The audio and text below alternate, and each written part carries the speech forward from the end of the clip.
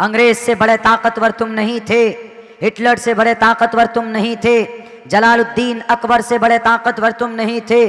उसने भी कोशिश की थी और हिटलर ने भी कोशिश की थी, चंगेज़ खान ने कोशिश की थी और हलाकू खान ने भी कोशिश की थी, लेकिन वो सब के सब तबाह हो गए। कुरान आज भी मौजूद। कुरान के नुस्खों को जलाओगे? इन बच्चों जिन्होंने सीने में कुरान को महफूज किया है, इनके सीनों से कैसे निकालोगे?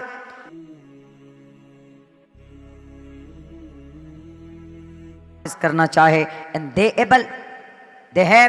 shall have the right to establish, उसको परमिशन है, वो कर सकता है। जब भारत का संविधान हमें कहता है, जब भारत का जो धर्म है उस धर्म के अंदर आईन और दफा के अंदर ये बात लिखी हुई है, तो हम पूछेंगे बड़े अदब के साथ इन लोगों को जो लोग हमारे मदारिस में ताले लगाने की बात करते हैं कि तुम्हारे पेट में क्यों दर्द होता। वो कहते हैं कि जनाब हम इस कुरान को मिटाना चाहते हैं। तुम मिट जाओगे, कुरान नहीं मिटेगा।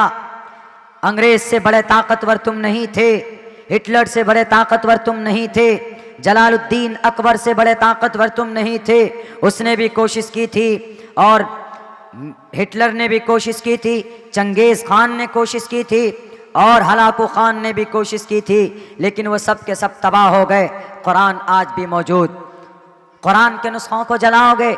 इन बच्चों जिन्होंने सीने में कुरान को महफूज किया है, इनके सीनों से कैसे निकालोगे? इस गांव के कुरान के सारे मुसव्वदे जला दिए जाएं।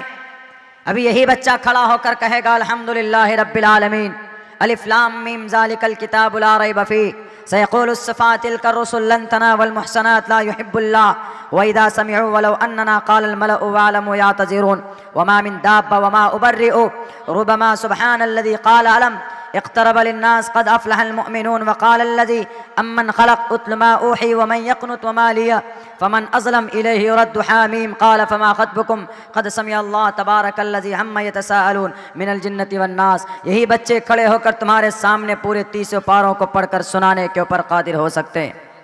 नहीं मिटा सकते कुरान को। पूछो कुरान से कि तुम आए कहाँ से हो? ये कुरान कहेगा I send down to the earth from the heaven to teach the people what is wrong what is right. पूछो यही सवाल बाइबल से, ये सवाल पूछा जाए दूसरे ग्रंथों से, ये सवाल पूछा जाए रामायण महाभारत गीता से, नहीं जवाब दे सकते। लेकिन हमारा कुरान कहेगा व इन्नहु लतंज़ीलु रब्बिल आलमीन, मैं आसमान से रब ने मुझे भेजा है। क्यों आए हो कुरान? किसके लिए आए हो? मौलाना अब्दुल्ला के सीने में बसने के लिए आए हो या किसी मौलाना या किसी मदरसे के हाफिज कुरान की जुबान पर तुम्हारे अल्फाजों से लिए आए हो? नहीं, मैं दुनिया में तमाम इंसानों के लिए आया हूँ, मैं पूरी कायनात के इंसानों के लिए आया हूँ। हुदल लिन्नास, मैं हिदायत हूँ इंसानों के लिए।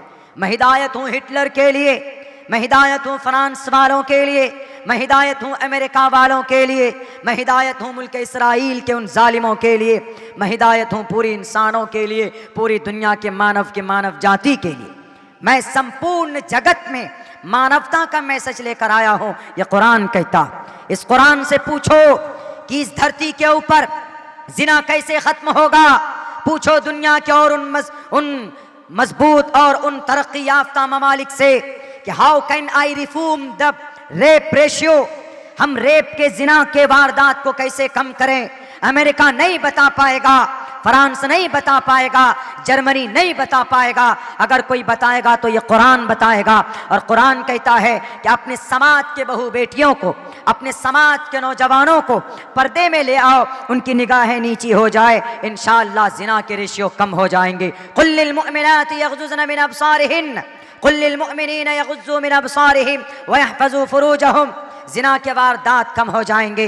पूछो दुनिया वालों से, अगर औरत का शौहर मर जाए तो वो औरत जिंदगी समाज में कैसे गुजारेगी? ऋग्वेद से पूछा जाए, ऋग्वेद जवाब नहीं देगा। सामवेद से पूछा जाए, सामवेद जवाब नहीं देगा। अगर कोई जवाब देगा तो ये कुरान करीम जवाब देगा। पूछो दुनिया के जालिमों से कि रिश्वत के ऊपर, इंटरेस्ट के ऊपर, सूद के ऊपर कैसे, सूद को कैसे खत्म किया जाए। पूरी दुनिया के बड़े बड़े कंपनीज इंडस्ट्रीज से पूछा जाए, they are not able to talk about that. इसके ऊपर बात नहीं कर पाएंगे, उनकी जुबानों में ताले लग जाएंगे। लेकिन कुरान कहता है सूद को खत्म करना है तो रब के फरमान को पढ़ो। अहल्लल्लाहुल बैअ व हर्रमर रिबा। पूरी दुनिया का सारा निजाम और सिस्टम इस कुरान में मौजूद। आज लोगों के पेट में दर्द होते हैं कि इस कुरान को नहीं पढ़वाएंगे हम मदरसों में, हम ताले लगवा देंगे। तुम्हें याद नहीं है जब तुम्हारे लाल गोरे पीले बाबा आए थे ब्रिटिश गवर्नमेंट की सूरत में, तो उस वक्त तुम नहीं थे, तुम्हारा जन्म नहीं हुआ था, तुम्हारा तो बीज भी नहीं डाला गया था, उस वक्त तुम्हारा वजूद नहीं था। 1818 के अंदर जिहाद का फतवा अगर किसी ने दिया था तो इन्हीं मदरसों के अंदर, इन्हीं मकतब में बैठने वाले हमारे उलमाए किराम ने जिहाद का फतवा दिया था। कहाँ थे घुसे हुए, किस बिल में छुपे हुए थे? असम के उन जालिम हुक्मरानों, जवाब देना पड़ेगा। नहीं दोगे जवाब तो हम कहेंगे तुमसे बड़ा खाइन और तुमसे बड़ा क्रिमिनल और तुमसे बड़ा फिरका परस्त इस देश के अंदर टोपी दाढ़ी वाला नहीं हो सकता, मजहब इस्लाम का मानने वाला नहीं हो सकता। इसका क्या मतलब जना? हम मुसलमान अगर अल्लाह के रसूल की कुरान की नमाज की बात करते हैं तो तुम सर पर चले जा रहे हो। हम अपने इतिहास को अगर संभाल कर रखना चाहते हैं, कुछ नहीं बोलते हैं तो नहीं, ये मौलाना लोग तो कुछ बोलते ही नहीं है, ये कुरान वाले कुछ बोलते ही नहीं है, चलो कुरान पे बंदिश लगा दो। क्यों कुरान पे बंदिश लगा? Quran it is our religious authentic books, ये हमारा मजहबी किताब है। If you want to teach educate about your dharma shastra तो you have to build up the पाठशाला।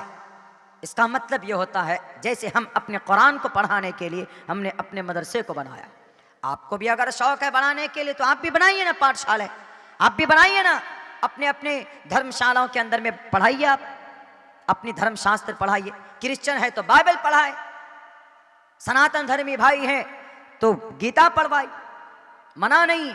लेकिन बना बनाया मिल गया तो हम यहाँ पर फलां किताब पढ़ाएं, हम यहाँ पर ये पढ़ाएं, हमें तुम्हारी भीख की ज़रूरत नहीं।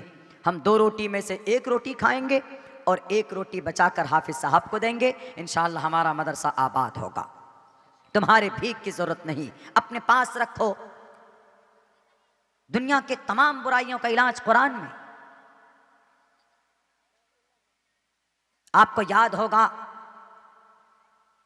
कि 6 हिजरी में जब कुफ़ार और मुशरिकीन के मजालिम बढ़ गए, किनके ऊपर? सहाबा किराम पर। 80-82 सहाबा हिजरत करके ताइवान गए।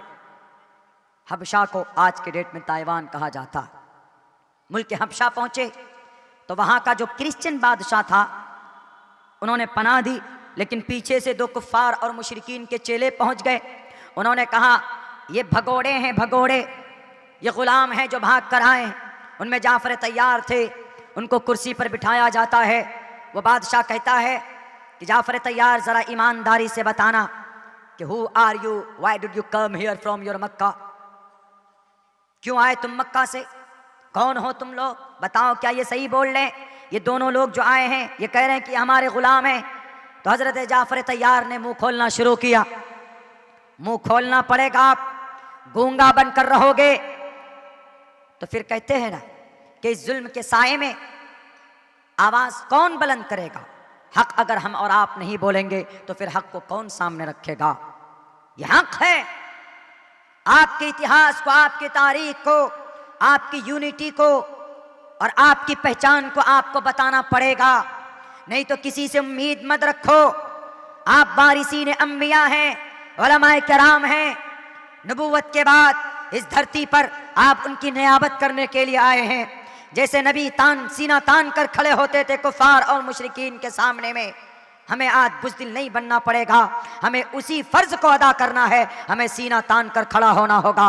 जब आपको कहा जाता है कि हु आर यू, जब धर्म के एतबार से पूछता है तो आप कहो कि मैं एक मुसलमान हूँ, धार्मिक एतबार से ला इलाहा इल्लल्लाह मुहम्मदुर रसूलुल्लाह। जब धर्म की बात हो तो आप अपनी नमाज की बात कीजिए, आप अपने कुरान की बात कीजिए, आप ज़कात की बात कीजिए, आप पर्दे की बात कीजिए, आप सूद की दूरी की बात कीजिए, जहेज़ की मखालफत की बात कीजिए। लेकिन जब आपको भारतीय होने के ताल्लुक से सवाल किया जाता है तो आप भारत के संविधान की बात कीजिए।